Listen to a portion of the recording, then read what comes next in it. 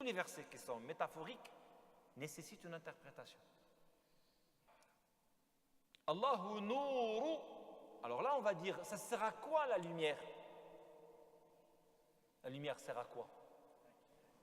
Très bien. Allahu Akbar. La lumière sert à éclairer. An-Nour yasluhu lid-dalala. Yadulluka ala at-tariq. Alors, donc, Allah Nour as-samawati wal-ard, ça veut dire Dieu est le guide de l'univers. Subhanahu wa ta'ala. C'est magnifique. C'est notre guide. C'est le guide de cette création qui est très, très, très compliquée, que vous ne pouvez imaginer vraiment la complication de l'univers. Très, très compliqué, subhanallah. Avec le chagrin est trop compliqué, la tristesse est trop compliquée, la pénibilité est trop compliquée, le bonheur est très compliqué. Rien que le chagrin, tu restes des années et des années à comprendre ton chagrin, à toi, à ton chagrin, tu n'arrives pas à le comprendre. Toi, tu n'es que poussière dans l'univers. Dans l'univers, tu n'es que poussière. Et c'est pourquoi Allahu Nour as-samawati wal-ard, l'interprétation correcte, raisonnable, et qu'on peut accepter avec un grand soulagement, Allah subhanahu wa ta'ala est le guide de l'univers subhanahu wa ta'ala.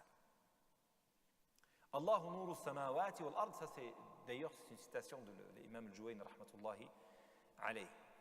Donc celui qui guide les habitants des cieux et de la terre. Aucun musulman, parce que lui c'est un arabophone, aucun musulman ne pense qu'il soit permis de dire que la lumière physique des cieux et de la terre soit Allah lui-même. Ce n'est pas logique. Dans ce verset, l'intention... D'accord.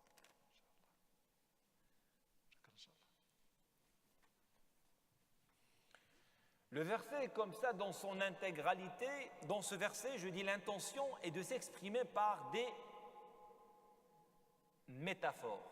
Ce que je disais tout à l'heure, yani majaz.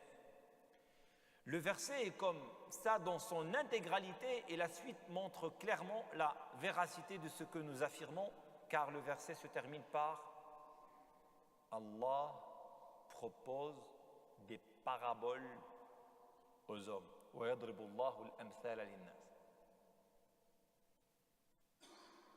Al-Amthal, ce sont des paraboles.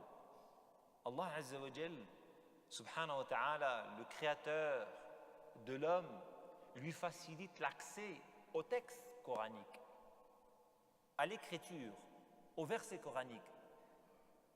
Alors, ce sont des paraboles citées dans le Coran al-Karim. Amthal. Regardez rien que le verset qui est magnifique.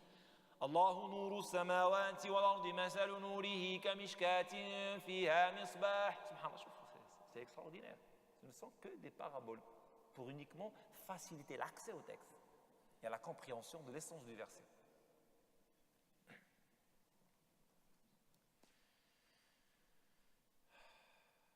Allah subhanahu wa ta'ala dit Ya hasrata ala ma farrattu fi jambillah.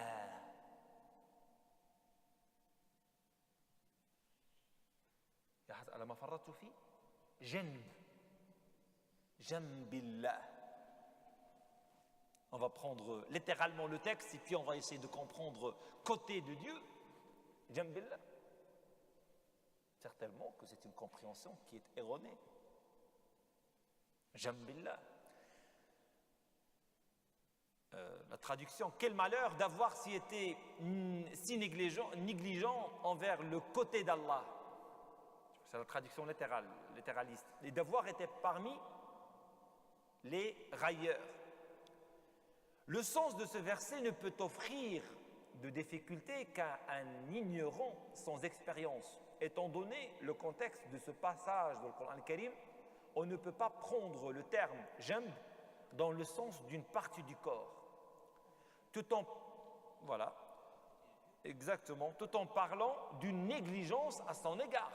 Ce terme ne peut donc être pris que dans le sens des aspects et des raisons d'un commandement d'Allah. D'ailleurs, le terme jamb s'emploie aussi dans le sens de janab. Le janab, c'est la dignité. Janab ou Allah, c'est la dignité de Dieu. Farrattu, ça veut dire que je n'étais pas vraiment à la hauteur de la dignité de Dieu. Comment se fait-il que j'étais négligent, aussi négligent devant la dignité d'Allah subhanahu wa ta'ala? Souvent, donc, la métaphore est présente dans le texte coranique, donc il faut vraiment fournir l'effort, l'énergie, la science. La science, je ne sais pas, c'est pas donné à tout le monde.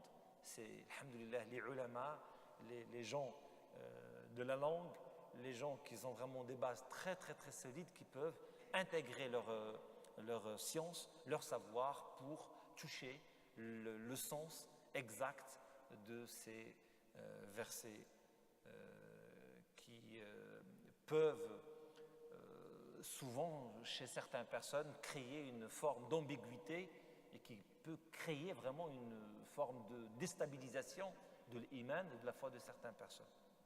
Voilà. Je vais m'arrêter là, Inch'Allah.